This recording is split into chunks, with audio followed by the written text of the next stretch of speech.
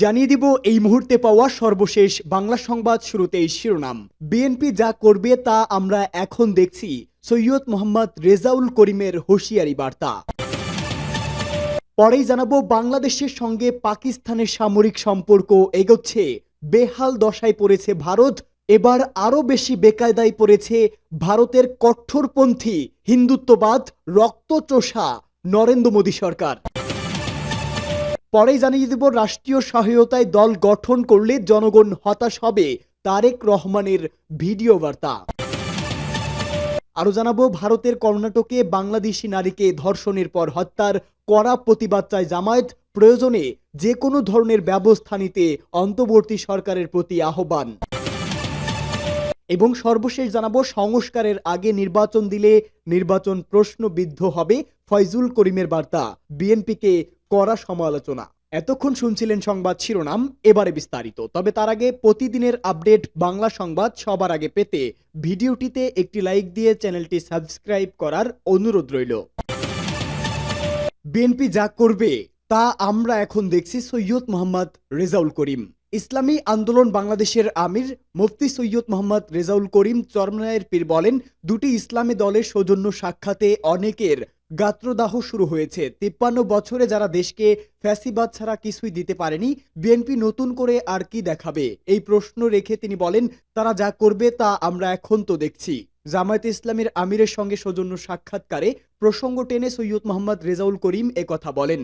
রাজধানীর কাউরান বাজারে ওয়াসা ভবনের পাশে ইসলামী আন্দোলনের ঢাকা মহানগর উত্তরের নগর সম্মেলনে প্রধান অতিথি হিসাবে বক্তব্য দেন তিনি। সৈয়দ মোহাম্মদ রেজাউল করিম বলেন, দুটি ইসলামী দলের সৌজন্য সাক্ষাতে অনেকের গাত্রদাহ শুরু হয়েছে।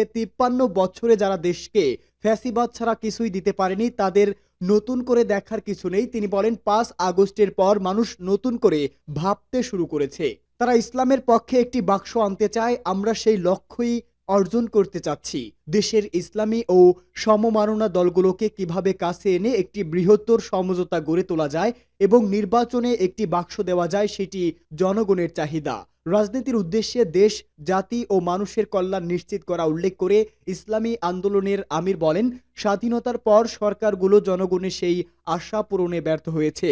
এদের নতুন করে দেখার কিছু নেই। ৫ আগস্টের পর একটি দল ক্ষমতায় যেতে মরিয়া হয়ে উঠেছে। তিনি বলেন, বিএনপি নতুন করে আর কি দেখাবে? তারা যা করবে তা আমরা এখন তো দেখছি। ছাত্র জনতার স্বতঃস্ফূর্ত অভ্যুত্থানের পর মানুষ আশার আলো দেখছে। নীতি ও আদর্শের নাম ইসলাম। যাদের কথা ও কাজে মিল আছে তাদের ক্ষমতায় পাঠাতে হবে। নতুন করে ফ্যাসিবাদ প্রতিষ্ঠার সুযোগ দেয়া হবে না।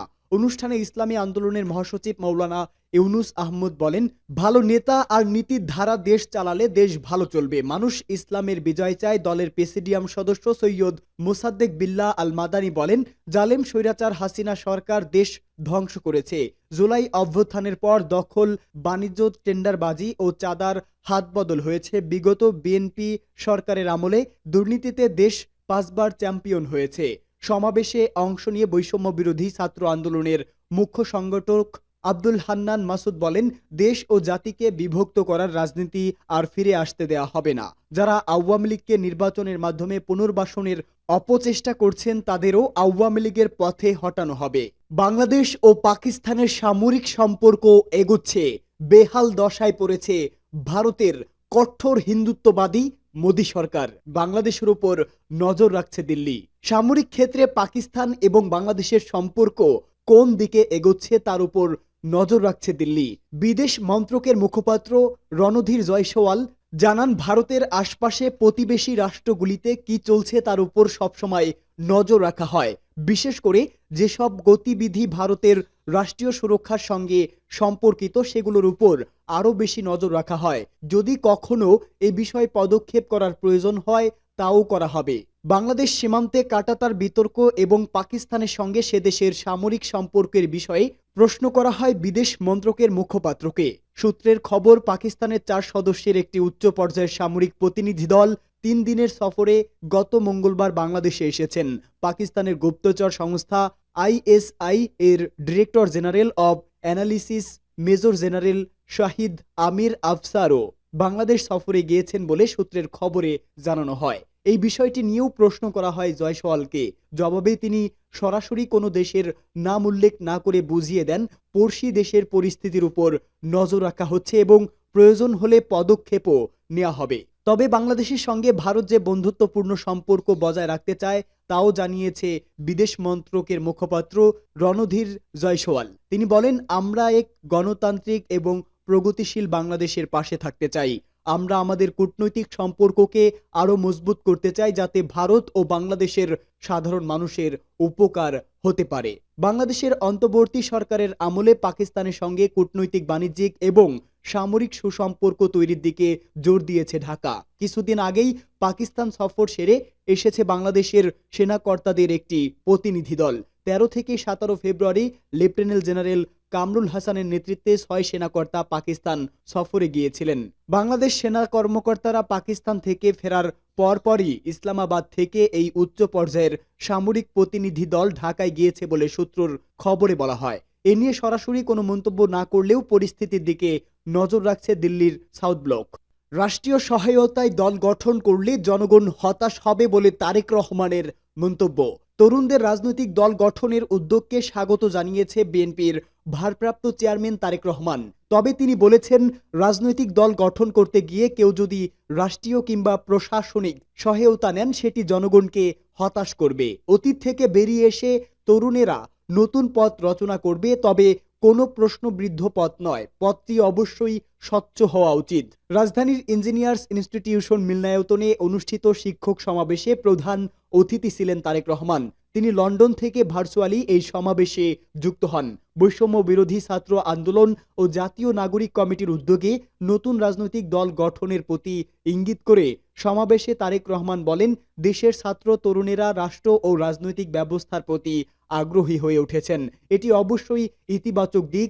এসব তরুণী গত 1.5 দশকে নির্বাচনে ভোট দিতে পারেননি। গণতান্ত্রিক রাজনৈতিক অধিকার বঞ্চিত এসব তরুণের কেউ যদি জনগণের অধিকার প্রতিষ্ঠায় নতুন কোনো রাজনৈতিক দল গঠন করেন, অবশ্য বিএনপি সেই উদ্যোগকে স্বাগত জানায়। তবে রাজনৈতিক দল গঠন করতে গিয়ে রাষ্ট্রীয় কিংবা প্রশাসনিক সহায়তা নেওয়া হলে তা জনগণকে হতাশ করবে কিংবা অন্য কোনো রাজনৈতিক দলের প্রতি তাদের আচরণ কিংবা বক্তব্য মন্তব্য যদি ঝগড়াসুফল অথবা প্রতিহিংসামূলক হয়, সেটিও জনগণের কাছে অনাকাঙ্ক্ষিত হবে।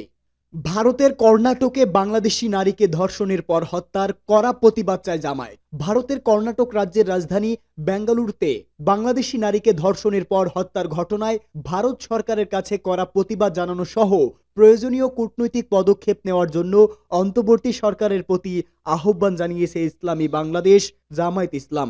দলটি বলেছে, ধর্ষণের পর হত্যার এই ঘটনার মাধ্যমে ভারতে বসবাসকারী বাংলাদেশিদের নিরাপত্তা বিধানে ভারত সরকারের চরম ব্যর্থতা প্রমাণিত হয়েছে। গণমাধ্যমে পাঠানো এক বিবৃতিতে এসব কথা বলেন জামায়াতে ইসলামীর সেক্রেটারি জেনারেল মিয়া গোলাম পরওয়ার। এর আগে ভারতের কর্ণাটক রাজ্যের রামমূর্তিনগর এলাকার কালকেরে হৃদের কাছ থেকে গতকাল এক বাংলাদেশি নারীর মরদেহ উদ্ধার হয়। স্থানীয় পুলিশের ধারণা ওই নারীকে ধর্ষণের পর হত্যা করা হয়েছে। ওই ঘটনার নিন্দা এবং প্রতিবাদ জানিয়ে পাঠানো বিবৃতিতে জামায়াতে ইসলামী সেক্রেটারি জেনারেল মিয়া গোলাম পরওয়ার বলেন, ভারতে বসবাসকারী বাংলাদেশিদের জানমালের নিরাপত্তা বিধান করা ভারত সরকারের দায়িত্ব। বাংলাদেশি নারীকে ধর্ষণের পর নৃশংসভাবে হত্যা করার ঘটনার মাধ্যমে ভারতে বসবাসকারী বাংলাদেশিদের নিরাপত্তা বিধানে ভারত সরকারের চরম ব্যর্থতাই প্রমাণিত হলো। এমন মানবতা বিরোধী ঘটনা জাতিসংঘ সনদেরও পরিপন্থী।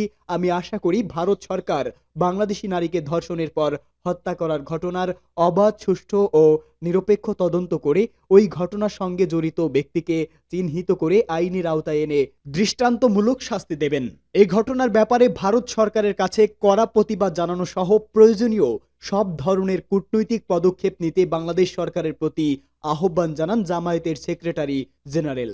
সংস্কারের আগে নির্বাচন দিলে নির্বাচন প্রশ্নবিদ্ধ হবে, ফয়জুল করিমের বার্তা। ইসলামী আন্দোলন বাংলাদেশের জ্যেষ্ঠ নায়েবে আমির সৈয়দ মোহাম্মদ ফয়জুল করিম বলেছেন, সংস্কার করার আগে আপনি যদি নির্বাচন দেন, সেই নির্বাচন প্রশ্নবিদ্ধ হবে। মানুষের আশা আকাঙ্ক্ষার প্রতিফলন হবে না। মানুষ ভোট প্রয়োগ করতে পারবে না, আবার দখল হবে, চাঁদাবাজি হবে, কালো টাকার সরাসরি হবে। এই নির্বাচনের জন্য আমরা আন্দোলন সংগ্রাম করিনি, আমরা ইসলামের সাম্য ও মানবিক মর্যাদার ভিত্তিতে ন্যায় বিচার প্রতিষ্ঠিত করতে চাই। নারায়ণগঞ্জ জেলা শিল্পকলা একাডেমিতে ইসলামী আন্দোলনের জেলা ও মহানগর কমিটির সম্মেলনে প্রধান অতিথির বক্তব্যে তিনি এসব কথা বলেন। দলটির জেলা সভাপতি দিন ইসলামের সভাপতিত্বে সম্মেলনে বক্তব্য দেন যুগ্ম মহাসচিব মোহাম্মদ আশরাফুল আলম, কেন্দ্রীয় সাংগঠনিক সম্পাদক দেলোয়ার হোসেন সাকি, মহানগর কমিটির সভাপতি মুহাম্মদ মাসুম বিল্লাহ প্রমুখ। সৈয়দ মোহাম্মদ ফয়জুল করিম বলেন, চাঁদাবাজদের চেহারা বদল হয়েছে, চাঁদাবাজি বন্ধ হয়নি। দল ও নেতার পরিবর্তন হয়েছে, কিন্তু আদর্শের পরিবর্তন হয়নি। চুরি ডাকাতি বন্ধ হয়নি, হবেও না। আমরা নেতা নয়, নীতির পরিবর্তন চাই। অন্তর্বর্তী সরকারের উদ্দেশ্যে সৈয়দ মোহাম্মদ ফয়জুল করিম বলেন, ভ্যাট ট্যাক্স বাড়ানোর চেষ্টা করবেন না, এটা করবেন না, ভুল করবেন। চুরি, ঘুষ, সিন্ডিকেট বন্ধ করে দেন। যদি ব্যবসায়ীদের সিন্ডিকেট বন্ধ করতে পারেন, দ্রব্যমূল্যের দাম এমনিতেই কমে যাবে। চুরি বন্ধ করতে পারলে রেমিটেন্স এমনিতেই বাড়তে থাকবে। এনজিও কায়দায় কথা বললে দেশ চলবে না। উল্লেখ করে তিনি বলেন, আপনি শক্ত হাতে ইনসাফের ভিত্তিতে নরম গরমে দেশ পরিচালনা করবেন। যদি জুলুম করতে চান, তাহলে এদেশের মানুষ আপনার বিরুদ্ধেও আন্দোলনে ঝাঁপিয়ে পড়বে।